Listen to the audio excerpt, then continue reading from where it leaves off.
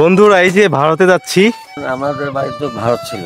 আপনাদের বাসা ভারতে ছিল? ভারতে ছিল। এলে সারা ঘর কথা ওড়াইলে এই কলজের আটকান চলে যায়। পানি খেয়েছি আর এখানে সাজান এক সাজা আনছি ভাত চাল সার ঘর আনছি বসে আর দোমরা মাছি পানি খেয়ে দিন খাচ্ছি।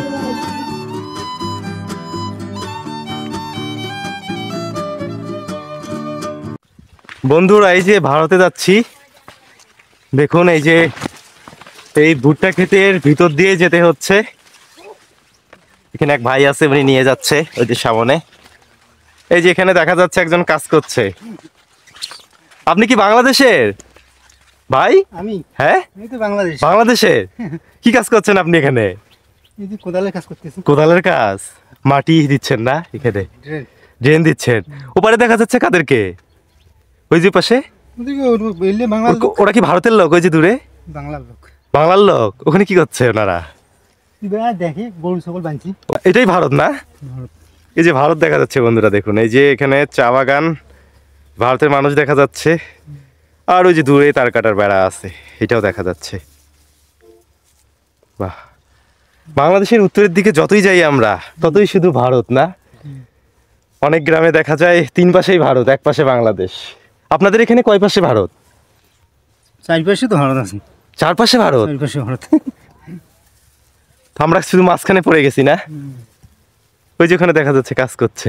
ওই যে মাটি কাটে সবাই ভারতের লোক আছে ওখানে যাও। ভারতের লোক কোথায়? ওই বন্ধুরা এই দেখুন এই যে সীমান্ত পিলার দেখা যাচ্ছে। এই যে সীমান্ত পিলার, এটা 804 নাম্বার দেওয়া আছে।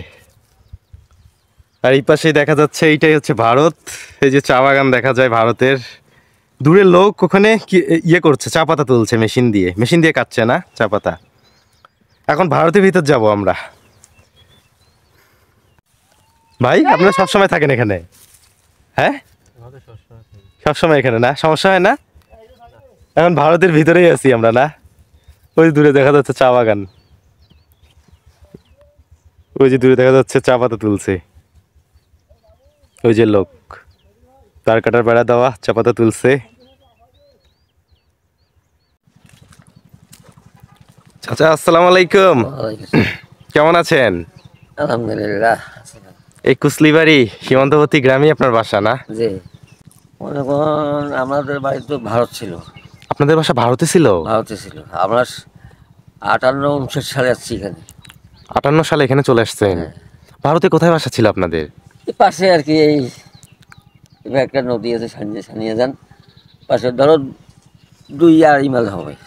2-2.5 কিলো ওখানেই বাসা ছিল না? যে তারপরে ওখান থেকে এখানে চলে আসছেন একবারে? বিনিময় করে চলে এসেছি। আচ্ছা, আমরা তো এখন দেশের শেষ সীমানায় দাঁড়া হয়ে আছি না? যে এপাশে ভারত, ওই যে দেখা যাচ্ছে দূরে না? ওই যে দেখা যাচ্ছে, পিলার ওইখানে সামনে আছে। ওই যে দেখা যাচ্ছে না, এই যে যে এগুলোই তো ভারত। এই যে দেখা যাচ্ছে ভারত। বিল্ডিং। হ্যাঁ, ভারত। তো চাচার বাসায় কে কে আছে পরিবারে? আর মা বাবা তো মারা গেছে, এখন ভাই ছেলে আছে, ভাই আছে। ছেলে মেয়ে কয়জন আপনার? ছেলে মেয়ে, ছেলে 3টে, মেয়ে 2টে। বিয়ে দিয়েছেন সবার? বিয়ে দিছে, ছেলে একটা আছে। আচ্ছা, ছেলেটা বিয়ের জায়গা।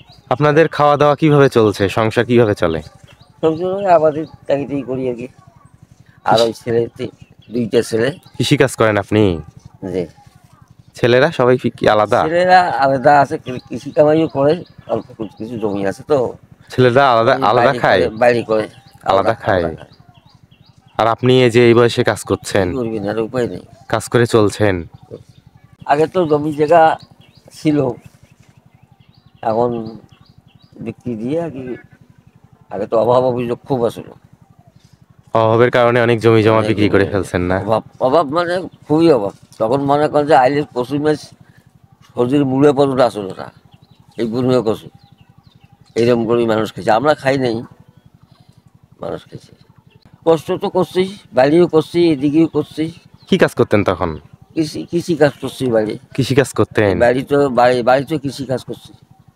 এই কৃষি কাজ করে টাকা ইনকাম করে নিয়ে এসে সন্তানদের মুখে ভাত তুলে দিতেন। আর সন্তানরা বিয়ে করে সবাই আপনাকে ভুলে গেছে, খোঁজ রাখছেন আপনার না? আচ্ছা চাচা, ভারতে যখন ছিলেন আপনারা, তখন কেমন ভারতে কেনাকাটা করতেন? সবকিছুই ওখানেই ছিল না? আর কেনাকাটা না ওইখানে ছিল, যখন ওখানে যখন ছিলাম তো ওখানে ছিল ওখানেই কেনাকাটা ছিল। কেনাকাটা। তখন কি ওই দেশের নাগরিক ছিলেন? ওই দেশে না করি পরে এই দেশের নাগরিক হচ্ছেন? যে আগে আপনারা চিকিৎসা, হাট বাজার সব ওখানেই ছিল ভারতেই? হ্যাঁ, হাট বাজার ভারত আছে। কি হাট বাজারে কি কিনতে যেতেন আগে? আর এখানে যেটা কিনে বেচা করে ওইগুলো না, ওইদিকে কিনে বেচা হয়েছে। কিনে ব্যবসা করছেন না? গরু? গরু, ছাগল। হ্যাঁ, যখন আমরা বিনিময় করে আসি তখন আমার এখানে কেন চলে আসলেন ভারত থেকে? ও তখন এই দেশের আয়ন লাগছিল এইরকম, আমাদের দেশে যেমন লাগছে এইরকম তখন ছিল, ওই দেশে এরকম সমস্যা ছিল, ওইরকম ছিল। এই জন্য চলে আসছেন? ওই জন্য মানে কাটাকাটি খালি মানে অস্ত্র তো না, অস্ত্র ছাড়া ট্রেন বাস খালি একদম করে প্রচুর করে করছিল। এই জন্য চলে আসছেন। আপনি তখন ছোট ছিলেন? ছোট ছিলাম আর কি, আমাদের বয়স তখন যখন আসছি চলিয়েছি তখন আমাদের বয়স আপনার বাবার সাথে আসছেন চলে? যে 8 বছর বয়স ছিল। কিন্তু এমনি যুদ্ধ ওই রকম জায়গায় জায়গায় মানুষ মানুষকে মেরে ফেলতো? মানে কি কারণে এটা হয়েছিল? এখন ওই বেড়ি ছিল ফাইট পাড়ি বাড়ি বিড়ি যোগ তাড়ে দিল, এমনি ওই রকম হুমকিতে তাড়াইছে। এই জন্য আপনার ওই যে তখন তো রাইফেল বন্দুক এটা সেটা ছিল। তারপরে আপনার ওই ভারত থেকে বাংলাদেশে পাড়ি জমালেন না? তারপর থেকে বাংলাদেশের নাগরিক হয়ে গেলেন, বাংলাদেশে আছেন। আচ্ছা চাচা, আপনি ভালো থাকবেন। আসি, আসসালামু আলাইকুম। কুসলিবাড়ি সীমান্তবর্তী গ্রামে চাচার ছোট্ট একখানা বাড়ি। সূর্য ওঠার আগেই মাঠে বেরিয়ে পড়েন, সারাদিন ধানের জমিতে কাজ করেন, সন্ধ্যায় ক্লান্ত হয়ে বাড়ি ফেরেন। তবুও মুখে এক ধরনের তৃপ্তির ছাপ, এ যেন তার সংগ্রামী জীবনের প্রতিচ্ছবি। তবে এই দেশে চাচার জন্ম হয়নি, জন্ম ভারতে, পশ্চিমবঙ্গের এক গ্রামে। তখনও দেশভাগের ক্ষত পুরোপুরি শুকায়নি। 1958 সালে যখন চাচার বয়স মাত্র 8 বছর, তখন ভারতের এক গণ আন্দোলন তাদের জীবন তছনছ করে দেয়। চারপাশে তখন দাঙ্গার আগুন জ্বলছিল, মানুষ মানুষকে হত্যা করত। সেই ভয়াবহ সময়েই চাচার বাবা সিদ্ধান্ত নেন, এদেশে আর থাকা যাবে না। এক রাতের আধারে চাচার বাবা হাত ধরে বেরিয়ে পড়েন, মাও ছিলেন সঙ্গে। দল বেঁধে সীমান্তের দিকে রওনা হয় তারা।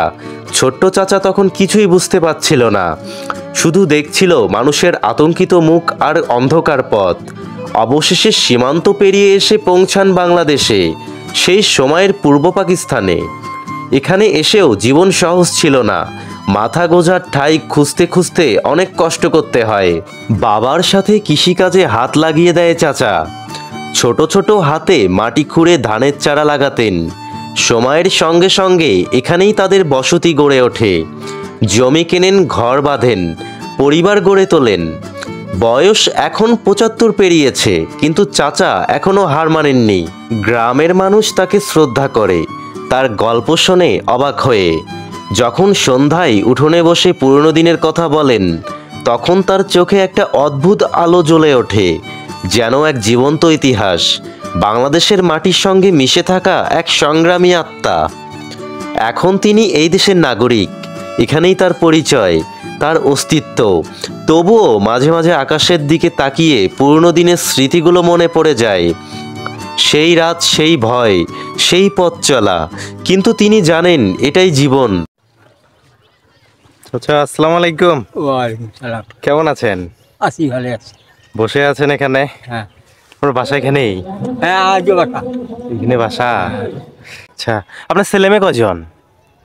বেড়া একটা বেড়ি দিতে বিয়ে দিছেন সবার? হ্যাঁ, সকাল বিয়ে। সবার বিয়ে হয়েছে না? হ্যাঁ। চাচি বেঁচে নেই? না, আছে বাকি। আছে। হ্যাঁ। আপনার খাওয়া দাওয়া কিভাবে চলছে? খাওয়া দাওয়া এই যে কোয়াতেই না করে ভালো। সংসার কিভাবে চলে? ওই যে মোট দম চলে না, বেশ বুড়িতে এরা মাঝি বেশ কাম করে। চাচি কাজ করে মানুষের বাসায়? হ্যাঁ, এই বয়সে কাজ করে? ওই চেংড়ি বেড়া থাকি। ছেলেরা? বেড়াকে না রে, ছেলেরা সবাই আলাদা? সবাই আলাদা। আপনাদের খোঁজ রাখে না? না, ও আগের দিনও ওই ধরো একদিন হাজিয়ে গেছি, 2 দিন বটি গেছি। হ্যাঁ কষ্টি খুব। কি কি কষ্ট করতেন একটু বলেন শুনি। ওরে বাবরে এই লোক করলে মেলা হাজার কোন জায়গা নাচন চিড়তে হইলে নাচুন।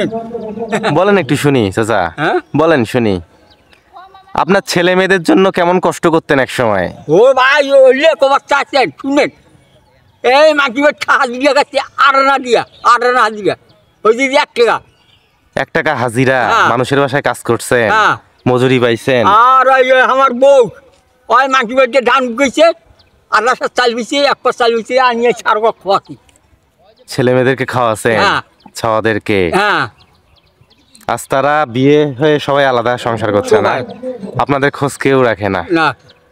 এই বাবারা সন্তানদের জন্য কত কষ্ট করে, হ্যাঁ নিজের শখের জিনিস পূরণ করে না, হ্যাঁ। সন্তানদের শখের জিনিস পূরণ করে। হ্যাঁ আর সন্তানরাই বাবাদেরকে ভুলে যায়, মাকে ভুলে যায়, হ্যাঁ। বিয়ে করে, তাই না?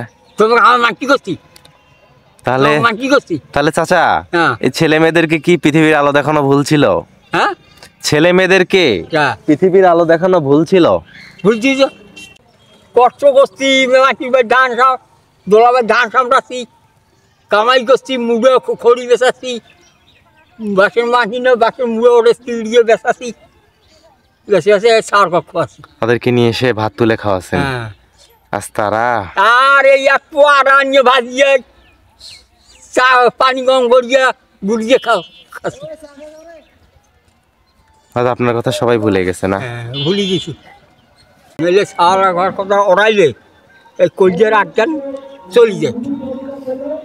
পানি খাচ্ছি আর এখানে সাজা 1 পা চাল আনছি, ভাত চাল সার ঘর আনছি কষি আর দোমরা মাছি ওই পানি খেয়ে দিন খাচ্ছি। জানেন বেড়া করছি না, বউ খুশি। বউ পেয়ে আপনাকে ভুলে গেছে না বাবাকে? এলে কর না, এলে করলে যেখানে আগে চিড়ছে বাবরে। এগুলা কথা, পুরোনো দিনের কথা মনে পড়লে খুব কষ্ট হয় আপনার না? সবজির উঠে খাসি জানেন তোমাকে কন এগুলো করলে মেলা হয়ে যায়, এগুলো করা না যায়। খুব অসুবিধা হয়ে গেছে, যাই যে ওষুধ 20-25 বছরতে পড়ি যায়। জীবনে যে মাটি কাজ করে তাকে আনিয়ে দৌড়া মাটি খাইছি। জানেন কী করবে, কোনো মনন নেয় না। আপনি ভালো থাকবেন, হ্যাঁ? আসি, আসসালামু আলাইকুম। ওয়ালাইকুম সালাম। কুচলিবাড়ি গ্রামটা যেন সীমান্তের এক অদ্ভুত টুকরো, যেখানে দুপাশে ভারতের বিস্তৃত চা বাগান আর মাঝখানে বাংলাদেশের সরু একটি মাটির রাস্তা। দূর থেকে দেখলেই বোঝাই যায় না এখানে একটা দেশ শেষ হয়ে আর একটা দেশ শুরু হয়েছে। শুধু সীমান্তের তারের বেড়া আর মাঝে মাঝে বিএসএফ আর বিজিবির পাহারাদাররা জানান দেয় যে এই পথটা যেন সাধারণ পথ নয়, এ এক অদৃশ্য বিভাজনের রেখা। সীমান্তবর্তী গ্রামের সরু পথ ধরে হাঁটছি, দুপাশে শুধু লম্বা লম্বা ঝাউ গাছ, বাতাসে তাদের পাতারা একটানা মৃদু সুর তুলে চলছে। পথঘাট নিরিবিলি, কোনো কোলাহল নেই, শুধু পায়ের নিচে শুকনো পাতার মচমচে শব্দ। এমন নির্জন সৌন্দর্য এক ধরনের প্রশান্তি এনে দেয়, মনে হয় প্রকৃতি এখানে সময়কে একটু থমকে রেখেছে।